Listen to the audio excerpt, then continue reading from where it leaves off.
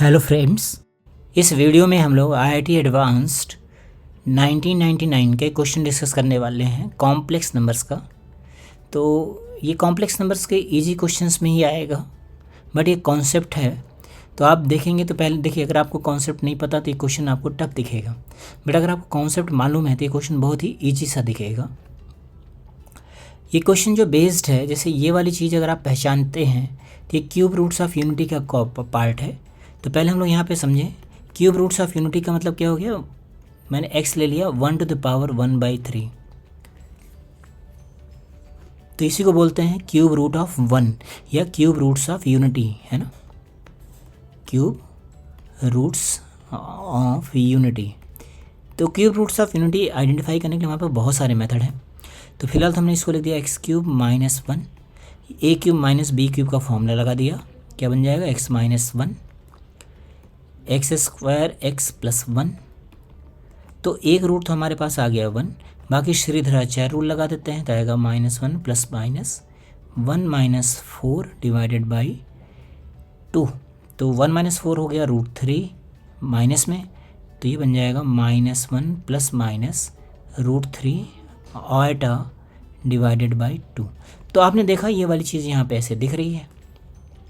तो ये वाला जो पार्ट है ये क्या बन जाता है, ये बन जाता है हमारे पास, ऐसे बोलते हैं हम लोग x = 1 to the power 1/3 के 3 रूट्स आ गए। एक रूट आ गया हमारे पास 1, एक रूट को बोलते हैं हम लोग ओमेगा।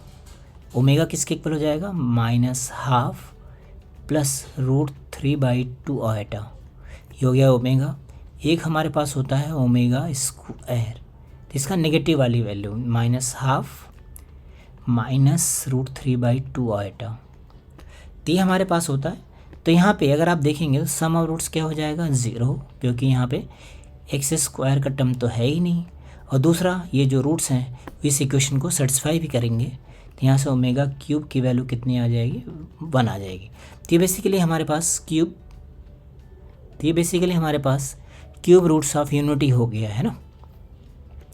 तो ये आपको रूट्स याद रखने होते हैं और ये कंडीशन याद रखनी होती है, ठीक है, ये कंडीशन याद रखनी होती है। तो चलिए इसी के बेसिस पे हम लोग यहाँ पे देखें, मतलब ये वाली जो क्वांटिटी है ये ओमेगा लिखी हुई है, तो हम इसको क्या लिख देंगे, इसको लिख लेते हैं हम लोग 4 + 5 × ω⁴ 334। देखिए ये वाली चीज़ ओमेगा हो गई, +3 × ω⁴ 365, ये लिख दिया हम लोगों ने। अब इसको हम लोग ओमेगा³ के टर्म्स में कन्वर्ट करेंगे।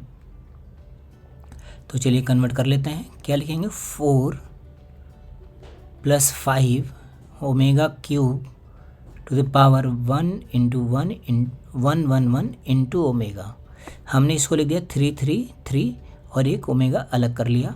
ऐसे अगले वाले को लिखा 3 × ω³ to the power 121 × ω², इसको लिख गया 363, है ना।